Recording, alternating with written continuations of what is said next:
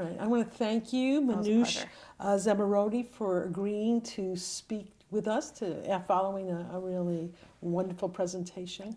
NYSAIS very much appreciates it.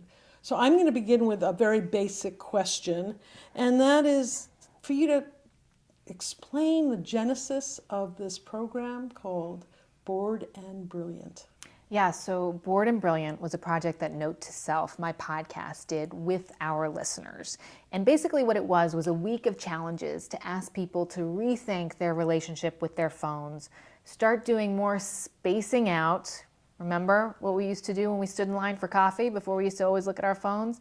And then we wanted to see what would happen. Would that jumpstart our creativity? So we had 20,000 people sign up to do this, and we heard some amazing stories from classes where the teachers said they saw more eye contact, where kids started to have actual face-to-face conversations, from authors who finished their book, college students who finished a thesis, other people who said that they just felt calmer and were sleeping better. Did we shave a lot of time off our time with our devices? Not a ton, but what we did here was a sense of people being more connected to their inner selves.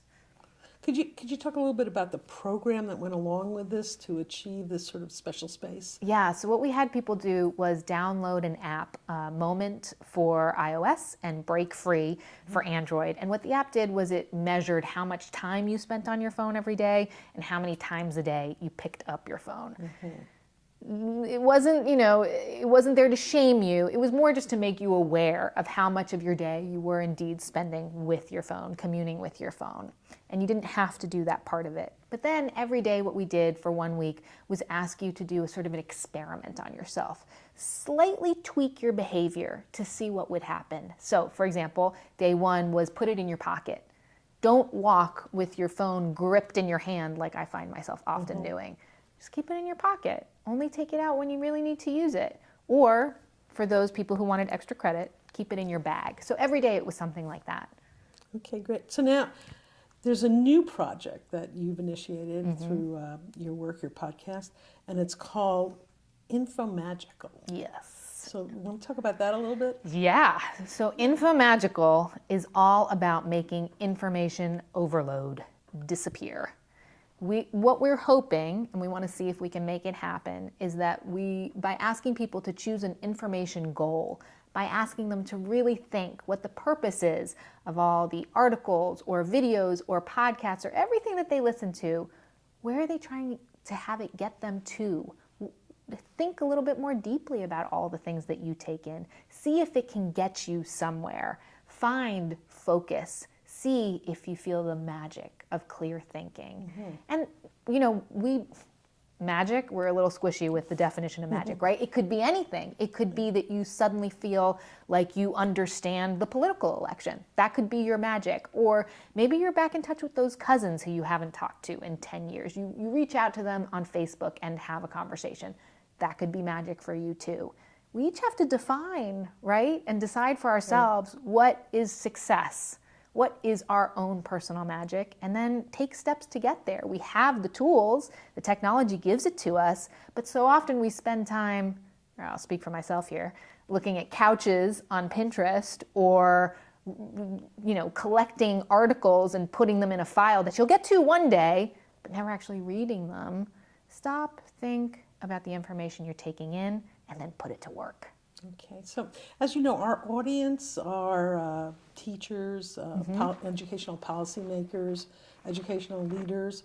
Do you have any thoughts about how your programs might be integrated in schools, in educational programs? Yeah, so we've seen some teachers using the podcast. So for example, we had an episode with a 16-year-old girl who told us sort of some of her darker secrets about how she used her phone. And we heard from teachers who played the episode in class as a way to spark conversation, to make kids feel comfortable. I think the other thing we do on our show is we talk to the people making the technology. And try to understand what their motivation is and how the business models are built. And so getting kids to understand that the game maker wants you to come back all the time because that's how they make money.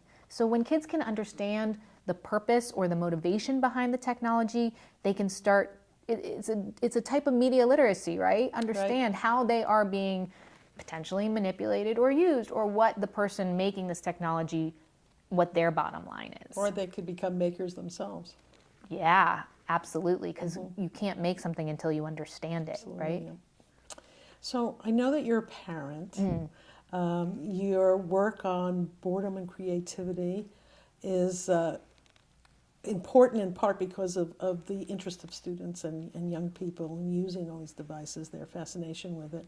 How has it influenced your own family policies regarding parenting and your thinking about technology in the lives of your children?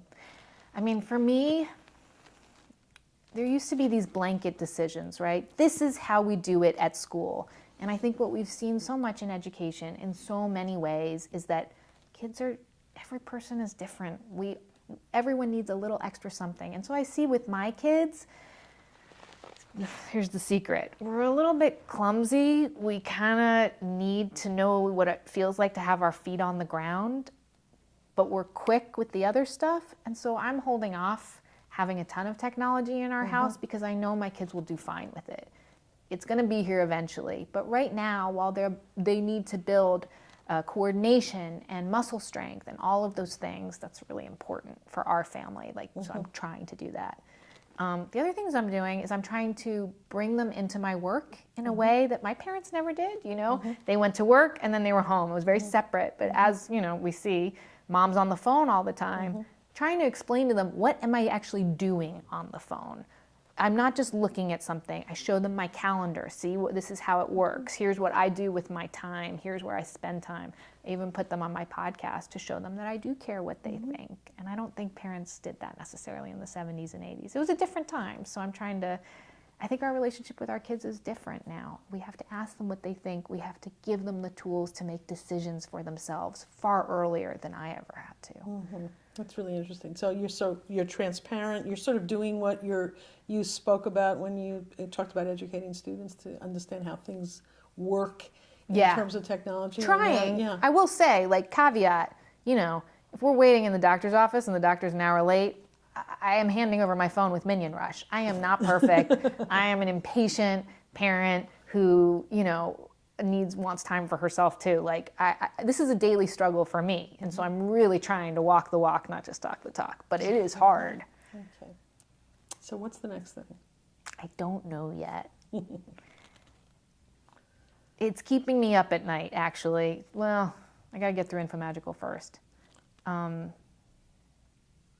feel like so many of us are rushing through our lives and checking things off our to-do list and trying to get it all done. And I'm really trying to live life like it's a marathon and not a sprint, and understand that ideas don't always come when you want them to, and that you have to give them space to grow and blossom and germinate, and maybe sometimes they hibernate. You have to feed them. So trying to do that. That's what you're doing now. Yes, I'm hibernating and germinating. But you know what part of that process is? You know what feeds me? It's the listeners. The teachers, the students, the parents, the young people who come to me and say, this is bothering me. I don't know why. I would like to know why.